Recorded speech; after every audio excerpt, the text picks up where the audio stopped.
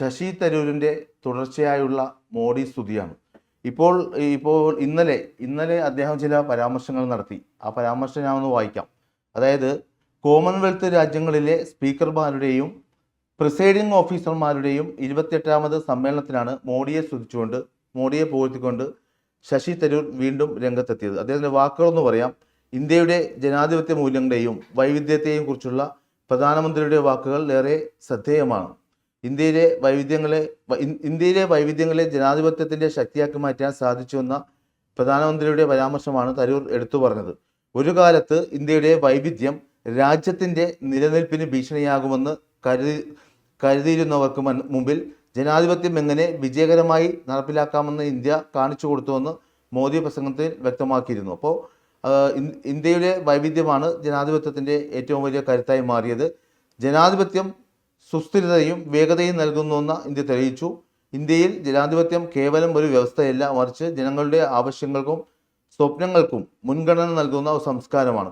അതായത് ഇപ്പോൾ ഈ മോഡി സ്തുതി തരൂർ തുടങ്ങിയിട്ട് അധികം കുറച്ച് കാലമായി. അപ്പോൾ മോഡി സ്തുതിക്കെതിരെ കോൺഗ്രസിലെ പല മുതിർന്ന നേതാക്കന്മാർ, പ്രത്യേകിച്ച് രാജ്മോഹൻ ഉണ്ണിത്താൻ, എം ഹസനെ പോലെയുള്ള പല വൃദ്ധരായ കോൺഗ്രസ് നേതാക്കൾ മോഡി സ്തുതിക്കെതിരെ തരൂരിനെതിരെ രംഗത്ത് വരുന്നുണ്ട്. പ്രത്യേകിച്ച് തരൂർ നമുക്കറിയാമല്ലോ, ഇപ്പോൾ പലതവണയായിട്ട് ഇപ്പോൾ തിരുവനന്തപുരത്ത് MP ആണ്. അദ്ദേഹം മുമ്പ് UP സർക്കാരിൻ്റെ കാലത്ത് മന്ത്രിയായിരുന്നു. നിരവധി വികസന ഒരു മികച്ച ഒരു പാർലമെന്റേറിയനാണ്. നന്നായിട്ട് സംസാരിക്കാൻ അറിയാം, പല ഭാഷകൾ അറിയാം. ഐക്യരാഷ്ട്രസഭയിലും അതുപോലെ തന്നെ ഈ ഇന്ത്യക്ക് വെളിയിലും അത് നല്ല രീതിയിൽ ഭാഷയുള്ളതുകൊണ്ട് നിരവധി പുസ്തകങ്ങൾ അദ്ദേഹം എഴുതിയിട്ടുണ്ട്. മികച്ച രീതിയിൽ അദ്ദേഹം ഇംഗ്ലീഷിൽ ലേഖനങ്ങൾ എഴുതുന്ന ആളാണ്. ഒരു ബഹുഭാഷാ പണ്ഡിതനും ഒരു വാഗ്മിയും പരിണതപ്രജ്ഞനായ ഒരു രാഷ്ട്രീയക്കാരനാണ്. അപ്പോൾ ഈ തുടർച്ചയായിട്ടുള്ള ഈ മോഡി സ്തുതി ശശി തരൂരിന് ചേർന്നതാണോ? പ്രത്യേകിച്ച് കോൺഗ്രസ് പാരമ്പര്യമുള്ള ആൾക്ക് ചേർന്നതാണോ? ഇതിനകത്ത് ഒരു അടിസ്ഥാന ചെറിയ ചോദ്യം ചോദിക്കട്ടെ.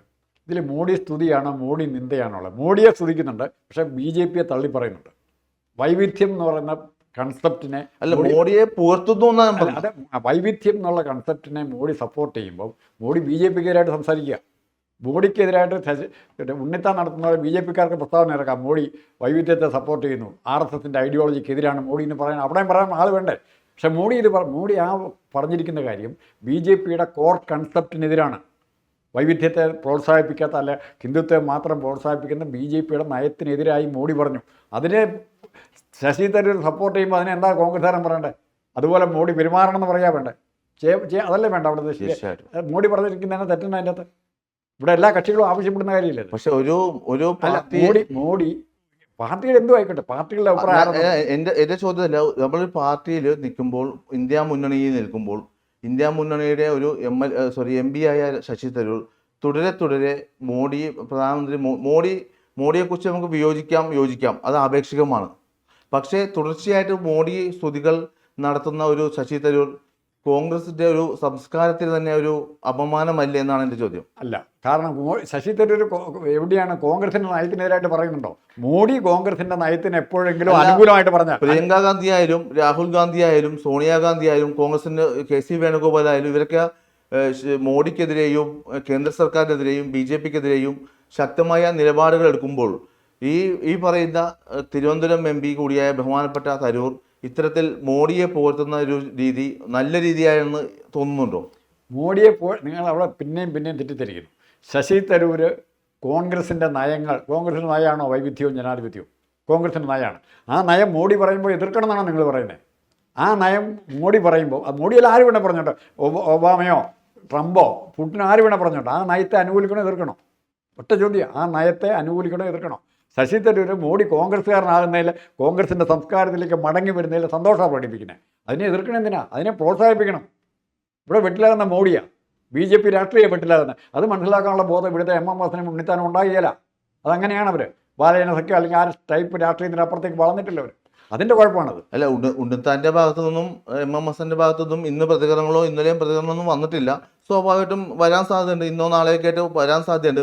പ്രത്യേകിച്ച് ഒരു തെരഞ്ഞെടുപ്പ് പടിവാതിക്കൽ എത്തി നിൽക്കെ ഒരു MP അദ്ദേഹം നിയമത്തിൽ നിന്ന് മത്സരിക്കുമെന്നൊക്കെ പറയുന്നുണ്ട്, വാർത്തകളുണ്ട്. മത്സരിക്കോ ഇല്ലെന്ന് അറിയില്ല. പ്രത്യേകിച്ച് MP ആയതുകൊണ്ട് ഇനി മത്സരിക്കാൻ AICC അനുമതി കൊടുക്കുമോ എന്ന കാര്യത്തിൽ സംശയമുണ്ട്. എങ്കിൽ പോലും ഒരു ഒരു ഒരു നിയമസഭാ തെരഞ്ഞെടുപ്പ് ഒരു പടിവാതിക്കൽ നിൽക്കെ തീർച്ചയായിട്ട് മോഡിയെ പോറ്റുന്നത് BJPക്ക് സഹായകരമായി മാറില്ലേ? അല്ല, കോൺഗ്രസിലേക്ക് സ്വാഗതം എന്ന് പറയാൻ ഇവിടെ പറ്റുമോ?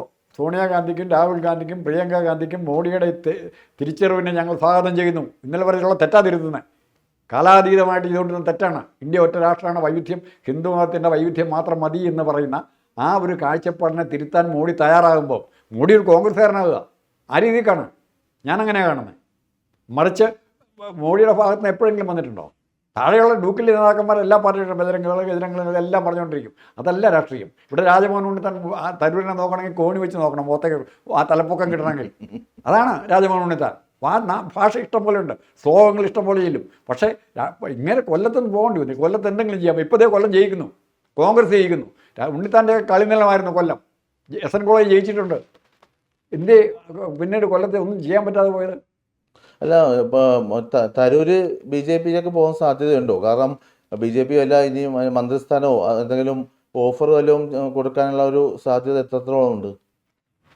തരൂര് BJPയിലേക്ക് പോകാൻ ആഗ്രഹമുണ്ടോ ഇല്ലയോ എന്നുള്ളത് ഉത്തരം പറയേണ്ട. ഇന്ന് വരെ തരൂര് അല്ല, നമുക്ക് ഈ ഇത്തരത്തിലുള്ള ഈ അത് നമ്മൾ പശ്ചാത്തലം സ്പെക്കുലേഷന് പോകണ്ട. അത് വേണമെങ്കിൽ BJPക്കാരൊരു വിസ്മയമായിട്ട് കണക്ക് കൂട്ടുന്നുണ്ടെങ്കിൽ അവിടെ ഇരുന്നോട്ടെ. BJP എന്നാണ് ഇപ്പോൾ ആൾക്കാർ പോകുന്നത്. BJPയുടെ വിസ്മയമായി തരൂര് ഈ തെരഞ്ഞെടുപ്പിന് മുമ്പ് മാറുമോ എന്നാണ്. ഉദാഹരണത്തിന് ഇപ്പം അങ്ങനെ വിസ്മയം BJPക്ക് ഇല്ല.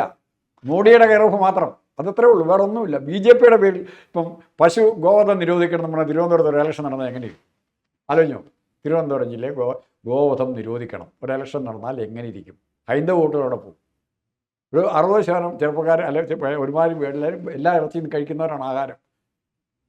അപ്പോൾ തരൂരിനെ നമ്മൾ തരൂരിനെ BJP ഏറ്റവും സമർത്ഥമായി അറ്റാക്ക് ചെയ്യുന്ന ആളാരാണ്? ഏത് കോൺഗ്രസ് നേതാവാണ് ബുദ്ധിപരമായി അറ്റാക്ക് ചെയ്യുന്ന, അല്ലെ ശരിക്കും ഒരു ഡിപ്ലോമാറ്റായിട്ട് പെരുമാറുന്ന, സ്ട്രാറ്റജിസ്റ്റായിട്ട് പെരുമാറുന്ന BJP വെട്ടിലാക്കുന്ന, മുഖസ്തുതി കൊണ്ട് വെട്ടിലാക്കാം, സ്തുതിച്ച് വെട്ടിലാക്കാം. ആ പ്രാക്ടീസ് പിന്തുടരുമ്പോൾ അറിയപ്പെടാത്ത ലില്ലിപ്പൊട്ടന്മാരെ പോലുള്ള. അല്ല, ഞാൻ നേരത്തെ ചോദിച്ച ചോദ്യം ഒന്നുകൂടി ആവർത്തിക്കുകയാണ്. ഇന്ത്യ സഖ്യം അറിയാലോ, ഇന്ത്യ സഖ്യത്തിലെ രാഹുൽ ഗാന്ധിയുടെ അമ്മയും സഹോദരിയും മാത്രമല്ല മല്ലികാർജുൻ ഖാർഗെ ഉൾപ്പെടെയുള്ള KC വേണുഗോപാൽ ഉൾപ്പെടെയുള്ള പല മുതിർന്ന നേതാക്കളും BJPക്കും സംഘപരിവാറിനും നരേന്ദ്രമോദിക്കും അമിത്ഷാക്കുമൊക്കെ എതിരെ പരസ്യമായി നിലപാടുകളും പ്രതികരണങ്ങളൊക്കെ നടത്തുമ്പോൾ തരൂർ ഈ കാണിക്കുന്നത് ശുദ്ധ തോന്നിയാസല്ലേ? തരൂർ കാണിക്കുന്ന തോന്നിയാസം എന്ന് ഞാൻ പറഞ്ഞില്ല. തരൂർ കോൺഗ്രസിനെതിരായിട്ട് ഇത് പറയാം. ഇവരാണ് കോൺഗ്രസിനെതിരായിട്ട് നിൽക്കുന്നത്. തരൂരിനെ ഇപ്പോൾ വിമർശിക്കുന്നവർ കോൺഗ്രസിനെതിരായിട്ട് നിൽക്കാമെന്ന് ഞാൻ പറയും. തരൂരിൻ്റെ നിലപാട് അതാണ്. കോൺഗ്രസ് അനുകൂലമാണ്, കോൺഗ്രസിൻ്റെ നയമാണ് തരൂർ പറയുന്നത്.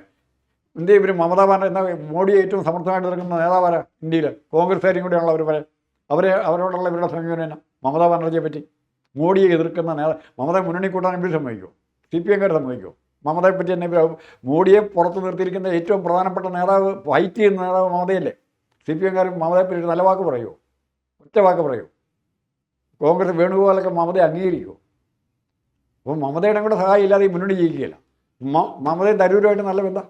അപ്പോൾ തരൂര് കോൺഗ്രസ് വിട്ട് പോവില്ലെന്നാണോ ചേട്ടൻ പറയുന്നത്? പോകാൻ യാതൊരു സാധ്യതയില്ല. പിന്നെ രാഷ്ട്രീയ പോവില്ലെന്ന് പറയാൻ പറ്റിയ നാളെ. ഞാൻ ഈ ചോദ്യം ഒന്നുകൂടെ തിരിച്ചു വെച്ചാൽ രാഹുൽ ഗാന്ധി നാളെ കോൺഗ്രസ് വിട്ട് പോകുന്ന അത് ആപേക്ഷികമാണ്. ഇത് ആപേക്ഷിക ചോദ്യം തന്നെയാണ്. പോയില്ല കോൺഗ്രസ്. എൻ്റെ വിശ്വാസം, ഉത്തമ വിശ്വാസം, തരൂര് ഏതായാലും അടുത്ത കാലത്തൊന്നും കോൺഗ്രസ് വിട്ട് പോകാൻ ഉദ്ദേശിക്കും. വീണ്ടും കോൺഗ്രസ് ടിക്കറ്റിൽ തിരുവനന്തപുരത്ത് മത്സരിക്കുകയും ചെയ്യും. അത് നിർബന്ധ മത്സരം നേരിപ്പോൾ സൗകര്യം കിട്ടിയ നിയമസഭയിലെ ഇപ്പോൾ നിങ്ങൾ ഹൈപ്പോത്തറ്റിക്കലായിട്ട് ചോദിക്കുന്നതിന് പകരം അല്ല രാഹുൽ ഗാന്ധി ആയിരിക്കും അവസാനം, അല്ല ഹൈക്കമാൻഡ് ആയിരിക്കും കേരളത്തിലെ മുഖ്യമന്ത്രിയെ തീരുമാനിക്കുന്നത്. തരൂർ മുഖ്യമന്ത്രിയാകട്ടെന്ന് തീരുമാനിച്ചാൽ എങ്ങനെ ഇരിക്കും?